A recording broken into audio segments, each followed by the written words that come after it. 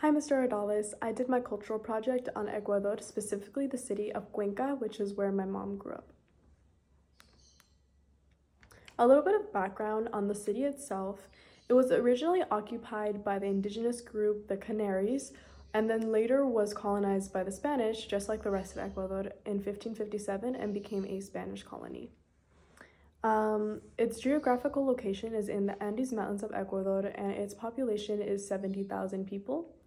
And it is best known for its architecture and its cultural foods. And then here are some pictures of what Cuenca looks like, the center of Cuenca city, and then right outside the Catedral.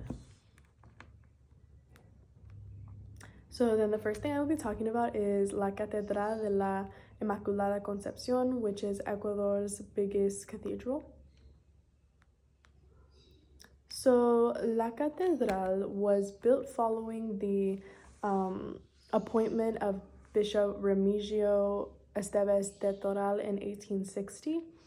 So this was following still during the colonization by Spain. It was inspired by St. Peter's Basilica in Spain, again making sense with Ecuador's history with Spain. And then it serves as a center for the Catholic background in Ecuador. I mean, Ecuador is a Catholic country, and it still serves as a meeting place for religious officials and tourists alike. So yes, it is a center meeting place for many sorts of people, but kind of like our Los Angeles Cathedral, it is a big tourist destination, and people from all over the world come and visit because it is a beautiful place to see and serves a lot of historical significance and religious significance. So these are a few pictures of the outside and the inside of La Catedral.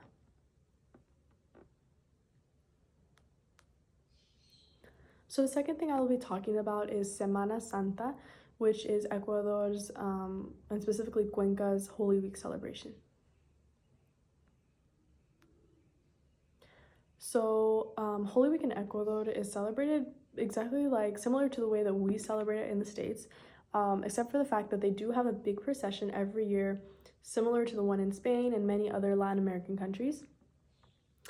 It includes a procession of the portrait of Jesus Christ carried by a big group of people in purple cloaks and cone-shaped hats called cucuruchos.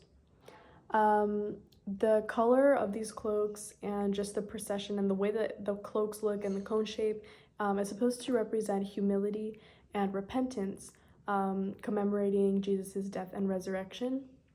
So this event brings the community of Cuenca together in the middle of Cuenca's town square, and Jesus' sacrifice brings the community together in this procession every single year. So most of the time, these individuals will be walking barefoot, and some of them will be carrying heavy crosses, again, to symbolize Jesus' sacrifices. So here are a little bit more of a close-up of what that procession will look like. Many people in the Cuenca community will volunteer every year. It's not always the same group to put on this procession, and it serves as a dedication for the community and to their religion. So the last thing that I will be speaking about is yapingachos, which is one of Ecuador's staple dishes. So yapingachos are potato pancakes, and they're made out of potatoes, cheese, and achiote powder. Achiote powder is a powder that serves for color and flavor and is made out of achiote, grounded up achiote chilies. And then they're made into little pancake ball shapes, and then they're fried, and they are served on the side of basically every Ecuadorian dish ever.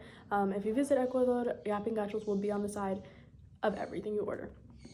So again, it is a staple dish. It's a traditional dish native to Cuenca and spread throughout the rest of Ecuador, and is often served on the side of Ecuador's staple dish, which usually consists of a protein, which is usually pork. Ecuadorians eat a lot of pork.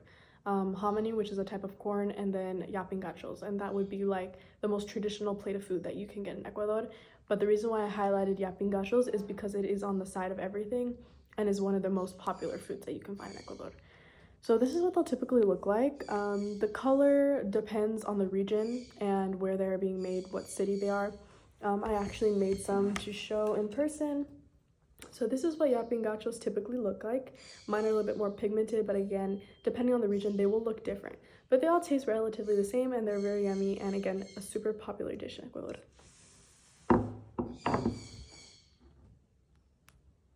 And then thank you so much for listening. That will conclude my presentation. Down here is a photo of myself and my cousin when we visited Ecuador on its equator lines.